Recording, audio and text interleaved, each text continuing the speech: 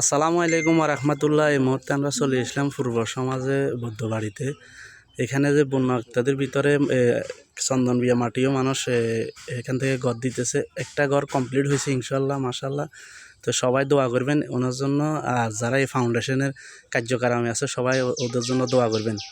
তো ওনারে আমরা ঘরটা আজকে বুঝাই দিতেছি। ওনার বাথরুম লই, ঘরের চারপাশ লই কিছুই ছিল না বন্যার কারণে।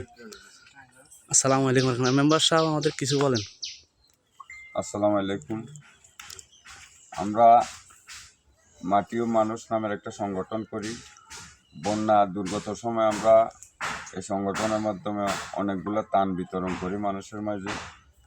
আর পরবর্তীতে যখন দেখি মানুষ গড়ে ওঠার কোনো অবস্থা নাই, আমরা কিছু ঘর নির্ধারণ করি, কাজ শুরু করি।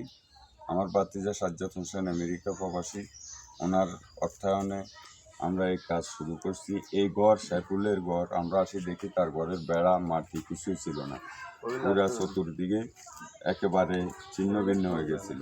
আমরা ঘরে পালা এবং চতুর্দিকে বেড়া টিন সহ, উপরে কিছু টিন, পিছনে বাথরুম সহ ওনার ঘরের কাজ করে দিই। এটা আজকে সমাপ্ত হয়েছে। আরও কিছু কাজ আমাদের চলতেছে ইনশাল্লাহ। আমরা যেগুলো তালিকা করছি, আমরা আশা করি সবগুলা কাজ মানুষ বসবাস করার মতো করে দিব, এই আশা আমরা করি। আর আমরা সবাই দোয়া কামনা করি। সাইফুল ভাই, উনি কিছু বলো। আসসালামু আলাইকুম। আপনি যে ঘর করে দিয়েছে মাটিও মানুষ সংগঠন থেকে, তা আপনি কি খুশি আছেন? ইনশাল্লাহ খুশি। তো দোয়া করবেন তো এদের জন্য, না? ইনশাল্লাহ সবার জন্য দোয়া, আমার উপকার হয়েছে, আমার সবার জন্য দোয়া করতেছি। আচ্ছা, ওকে, আসসালামু আলাইকুম। আর ভিডিওটা সবাই শেয়ার করে দেবেন, আর সংগঠনের জন্য সবাই দোয়া করবেন। ওকে, আসসালামু আলাইকুম ওয়া রাহমাতুল্লাহি ওয়া বারাকাতুহু।